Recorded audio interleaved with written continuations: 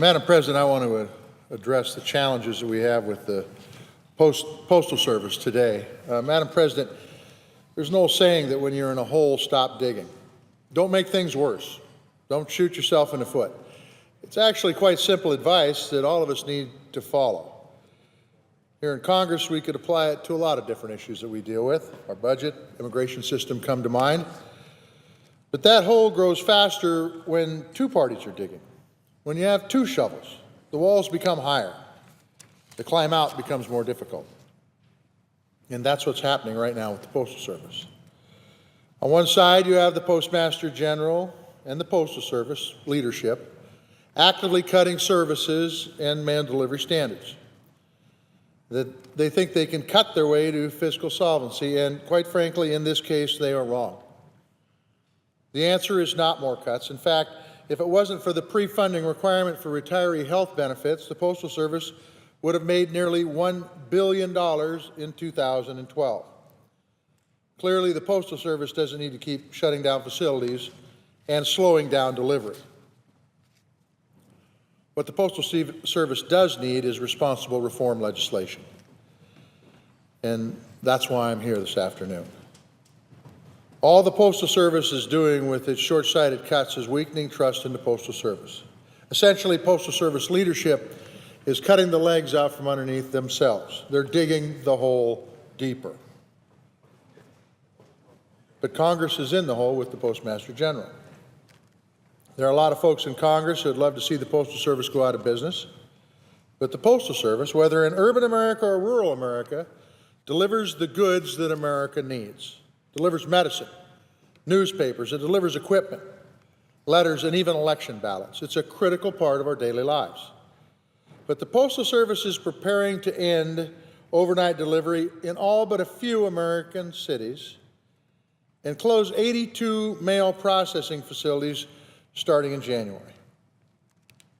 These facilities route mail from New York to California, from Seattle to Sarasota, from a grandmother to her grandson. When these facilities close or consolidate, it costs thousands of jobs, and more importantly, it means that mail goes to the remaining facilities, and it means that packages have to travel longer to get to where they're going. And when that happens, more folks won't get the mail when they need it. It means more delayed credit card payments. It means more needed medicine sitting on a truck for another day. Come election, it might even mean lost ballots.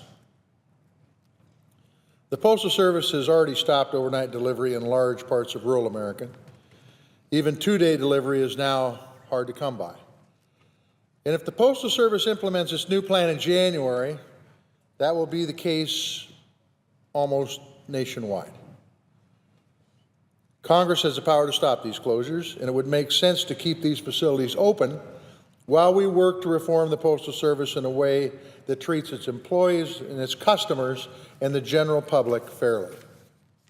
But here in the Senate and in the House, too many folks have the shovels out.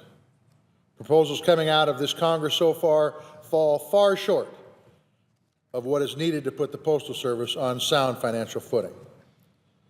So we're here today towards the House of Representatives and this body, the Senate, to include a provision in the government funding bill that would keep the processing facilities open.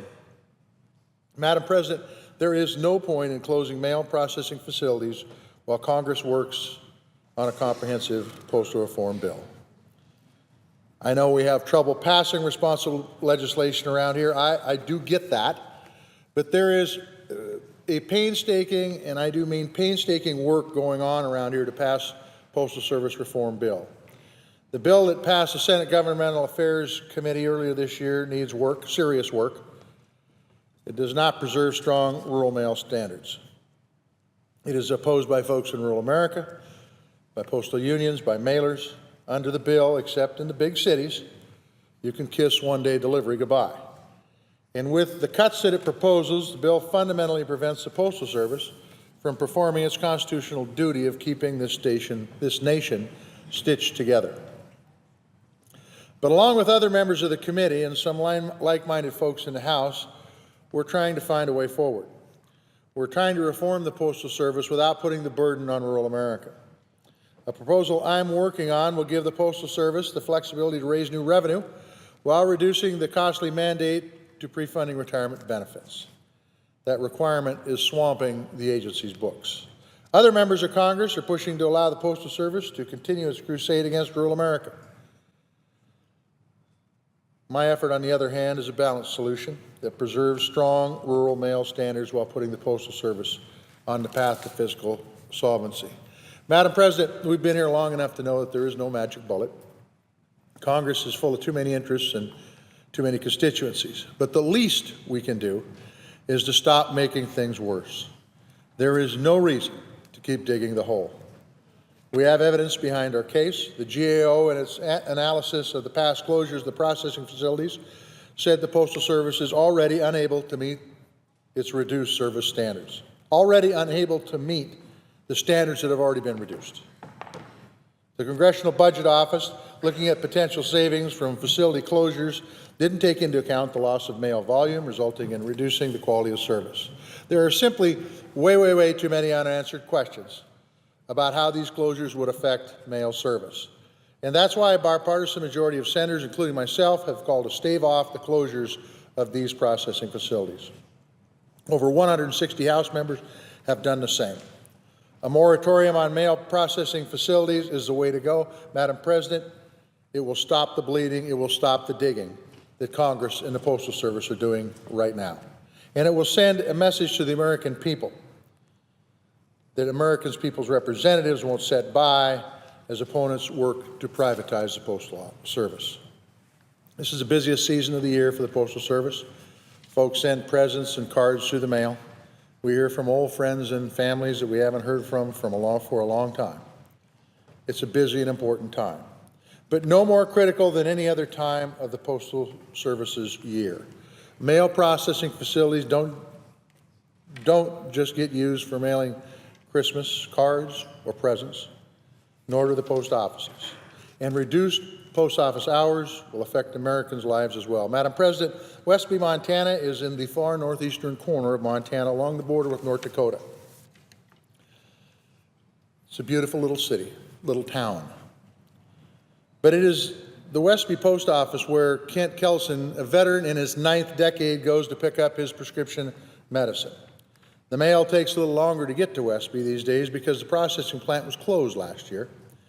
And the post office is open for a few less hours each day. Ken wrote my office and told me that the reduced hours make it harder for him, this veteran in northeastern Montana, in his 90s, it makes it harder for him to get his medication. Here's what it comes down to. We need a reform bill that keeps the Postal Service financially viable while maintaining strong mail service standards for people like Ken. It's not an easy proposition. We've been working on it for quite a while now, but the calls and the need for reform are stronger than ever. There is no reason to keep digging. There is still time for Congress to stop the mail processing facility closures scheduled to start in January. That will give us more time to pass good legislation that sets the Postal Service straight. I urge my colleagues in this body to do just that, because this country needs a viable Postal Service, one that the American people can trust. Madam President, it's more than just holiday cards and packages. It's about making sure that payments arrive on time. It's about making sure that lease agreements get to the proper people. But it's not just about these things. It's also about having faith as a nation, that we, as a body, as a Senate, as a House, as a Congress, can make responsible decisions to preserve what's important in this country. There's been a lot of talk about working together and getting things done since the election. I wished it could have happened before the election, but we are where we are. We've got a great opportunity to work together to get something done to keep the Postal Service solvent and keep those standards high for not only urban America, but rural America also. We need to do that today. This is an important effort. With that, I would love to hear from the senator from Vermont, Senator Sanders.